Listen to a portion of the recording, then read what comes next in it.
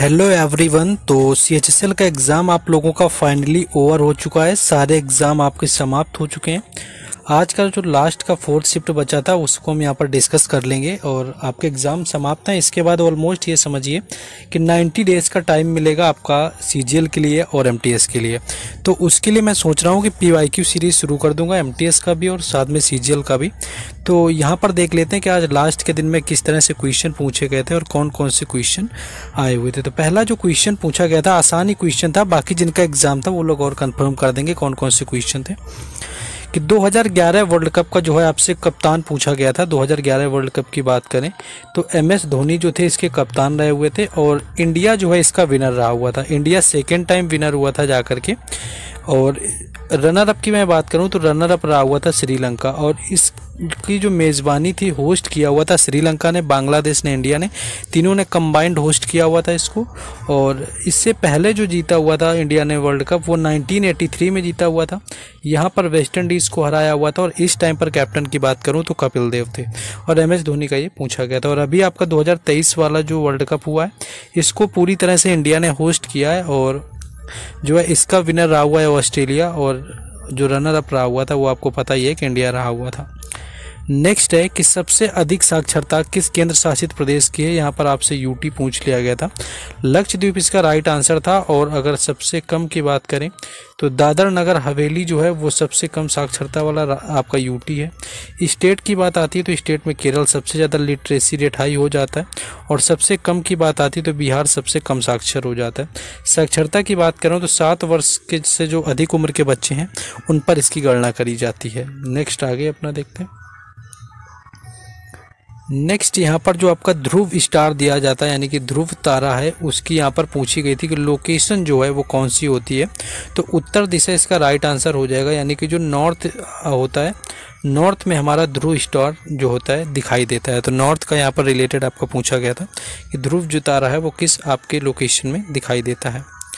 Next question cricket से ही एक और क्वेश्चन पूछा गया था। अब देखिए डायरेक्ट आपसे इसका टर्म पूछ लिया था वर्ड का।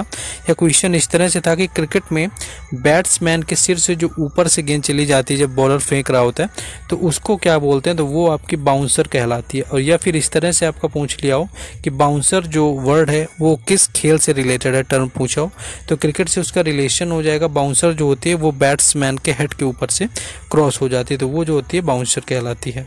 देखिए हर अपडेट आप लोगों का एग्ज़ाम समाप्त हो गया सीएचएसएल का और ऑलमोस्ट जो आगे आपके जो भी एग्ज़ाम होंगे उनकी सारी अपडेट हम टेलीग्राम चैनल और व्हाट्सएप ग्रुप में सारी अपडेट मिलती रहती हैं। तो उनसे जाकर के सभी लोगों को जुड़ जाना है। दोनों के लिंक डिस्क्रिप्शन में दिए गए हैं, वहाँ पर सारी अपडेट टाइम टू टाइम बिल्कुल मिलती रहेंगी जिस टाइम पर आती है। नेक्स्ट आगे क्वेश्चन है। हाँ, एक क्वेश्चन जो है आपका 1976 का संविधान संशोधन से क्वेश्चन पूछा गया, लेकिन एग्जैक्ट क्या क्वेश्चन था तो वो नहीं पता चल पाया। 42nd जो अमेंडमेंट ये हुआ था 1976 में वो 42nd नंबर का था और इसमें 10 मौलिक कर्तव्य जोड़े गए थे, ये भी पता होना चाहिए। यानी कि फंडामेंटल जो ड्यूटी थे उनको जोड़ा गया था और फंडामेंटल ड्यूटी के साथ साथ और क्या हुआ था, जो प्रियम्बल है यानी कि प्रस्तावना है उसको उसमें भी चेंजेस किए गए थे। आपके धर्मनिरपेक्ष, अखंडता जैसे वर्डों को जोड़ दिया गया था। तो ये 42nd अमेंडमेंट हुआ था। 10 मौलिक कर्तव्य इसमें जोड़े गए थे और जो 11वां जोड़ा गया वो 2002 में जोड़ा गया और वो संविधान संशोधन जो था वो 86 नंबर का था। तो इससे क्वेश्चन लगातार इस आपके संशोधन से बनते हैं तो इसको ढंग से देखना। नेक्स्ट एक क्वेश्चन इसके ऑप्शन नहीं मिल पाए कि मौलिक कर्तव्य जो पहले मूल संविधान में नहीं जोड़े गए थे उसका रीज़न क्या था। देखिए थोड़ा नया क्वेश्चन लगा है मुझे भी, एग्जैक्ट क्या इसके ऑप्शन थे तो जिनका एग्ज़ाम था वो लोग बताएंगे कि ना जोड़ने का जो है आपका, ना ऐड करने का फंडामेंटल ड्यूटी मेन रीज़न क्या था आपके जो आपका बेस हुआ था संविधान का, बाद में क्यों जोड़े गए। ये तो बाद में पता है कि बाद में क्या होता है कि उनको लगा था कि अपने लोग जो हैं मूल कर्तव्यों का पालन करेंगे, लेकिन वो जब नहीं हुआ तो उन लोगों ने जोड़े हुए थे। तो इसके ऑप्शन बताने जिसको भी याद हो आज के शिफ्ट में कि क्या क्या ऑप्शन इसके अंदर दिए गए थे। नेक्स्ट आगे है। नेक्स्ट क्वेश्चन था कि किस राज्य के विधानसभा सदस्यों का वेतन जो है 2023 में आपका बढ़ाया गया था। तो दिल्ली ऑप्शन में अगर दिया होगा तो वही आपका राइट हो जाएगा क्योंकि 67% जो है आपका इंक्रीजमेंट हुआ था जो लेजिस्लेटिव है दिल्ली का, वहाँ पर उनके मेंबर्स का 67% उनकी सैलरी बढ़ा दी गई थी। और पश्चिम बंगाल में भी 40,000 सैलरी ये भी बढ़ाई गई थी वेस्ट बंगाल के अंदर, ये भी कब बढ़ाई गई थी 2023 में ही। तो ऑप्शन में आई थिंक दिल्ली ही आपको दिया होगा, जो कि करंट में आपका सेंसेशन रहा हुआ था। तो ये आपका क्वेश्चन यहाँ पर मेंबर्स की सैलरी की इंक्रीजमेंट को लेकर पूछा गया था। नेक्स्ट क्वेश्चन था कि मलिक कफूर को दक्षिण भारत किसने भेजा हुआ होगा। ठीक है, जिस लोगों ने पद्मावत वगैरह मूवी देखी होगी उनको ऑलरेडी पता ही होगा कि मलिक कफूर कौन था। मलिक कफूर क्या था आपका, इसको भेजा हुआ था अलाउद्दीन खिलजी ने, और इसका सेनापति था, आप लोग कह सकते हैं काफ़ी क्लोज सेनापति था, और मूवी में तो अलग ही दिखा दिया गया अलग लेवल से। 1306-7 के टाइम पर क्या हुआ था, इसने अपना दक्षिण अभियान शुरू किया हुआ था। मलिक कफूर ने, दरअसल अलाउद्दीन खिलजी ने किया हुआ था, और मलिक कफूर को मोस्टली जो होते थे साउथ स्टेट आपके वहाँ पर भेजा हुआ था। तो अलाउद्दीन खिलजी के द्वारा जो है इसको भेजा गया था, जो कि राइट आंसर था। नेक्स्ट क्वेश्चन है कि अमृतसर नरसंहार का यहाँ पर आपका जो है मेन कारण, जो आपका मेन जनरल था वो कौन था, ये पूछा गया था, या फिर ये पूछा था। देखिए नरसंहार जो आपका जलियांवाला वाला था, आपका 1919 का जो जलियांवाला बाग हत्याकांड हुआ था, ये अमृतसर का हुआ था, और इस पर जो गोलियां चलवाई हुई थी वो जनरल डायर ने, और इसी को जाकर के आपके 1939 में मारा किसने है, तो सरदार उधम सिंह ने मारा है। और उधम सिंह जी पर मूवी भी बनी हुई है विक्की कौशल की, आप लोग देखेंगे तो क्या ही मूवी है जिसमें उधम सिंह के बारे में बताया गया। तो उधम सिंह ने फिर जाकर के लंदन में जो है जनरल डायर को मारा था। सोचिए 20 साल बाद उधम सिंह ने इसको मारा था जनरल डायर को। तो जनरल डायर इसका उस समय जनरल था जिसने कि उसके अंदर गोलियां चलवाई थी।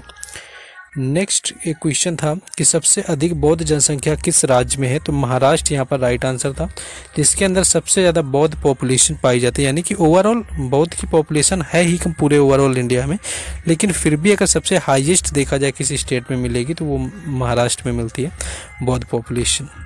नेक्स्ट आगे है, नेक्स्ट एक पीआरबी अधिनियम से क्वेश्चन आया हुआ था कि आपका किस वर्ष आया हुआ था, 1867 इसका राइट आंसर था जब आपका पीआरबी अधिनियम आया हुआ था। बाकी जिनका एग्जाम था लास्ट शिफ्ट में वो लोग क्वेश्चन बताएंगे। एक क्वेश्चन था आपका कि एंथ्रेसीन जो होता है वो किस विलयन में आपका विलय होता है, डिजोल्व होता है, तो बेंजीन ऑप्शन में दिया गया था। इसमें क्या होता है, पूरी तरह से डिजोल्व हो जाता है, पूरी तरह से क्या काफ़ी हद तक हो जाता है, क्लोरोफॉर्म वगैरह में भी हो जाता है, बाकी मोस्टली में नहीं होता है। तो ऑप्शन इसी तरह दिए होंगे बेंजीन या क्लोरोफॉर्म वगैरह, तो इसमें डिजोल्व हो जाता है। नेक्स्ट क्वेश्चन एक था कि हरित क्रांति से संबंधित कौन से व्यक्ति नहीं है, तो पी चिदम्बरम उसमें ऑप्शन में दिया था, वो नहीं थे। बाकी आप एक सुब्रमण्यम दिए हुए थे, यानी कि सी सुब्रमण्यम, उनका तो रिलेशन है ये। नॉर्मन बोरलॉग दिया हुआ था जो वर्ल्ड लेवल पर फादर ऑफ ग्रीन रेवोल्यूशन है। एम.एस. स्वामीनाथन दिया हुआ था। पी चिदम्बरम जो है उससे रिलेटेड नहीं थे। एक क्वेश्चन कोई हिंदुस्तानी जो म्यूजिक है यानी कि हिंदुस्तानी संगीत से रिलेटेड पर्सन पूछे गए थे।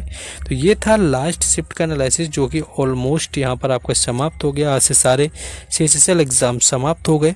अब आगे PYQ सीरीज आपको बताना है, मैं CGL के लिए शुरू करूँ, MTS के लिए शुरू करूँ या कुछ और करूँ, तो सबकी एडवाइस यहाँ पर लेनी है, तो जाकर के एडवाइस सभी को कर देना है। बाकी टेलीग्राम चैनल और व्हाट्सएप ग्रुप पर सारी अपडेट मिलेंगे, तो उनसे भी जुड़ जाना है। चलिए मिलते हैं कल नेक्स्ट वीडियो में। जय हिंद।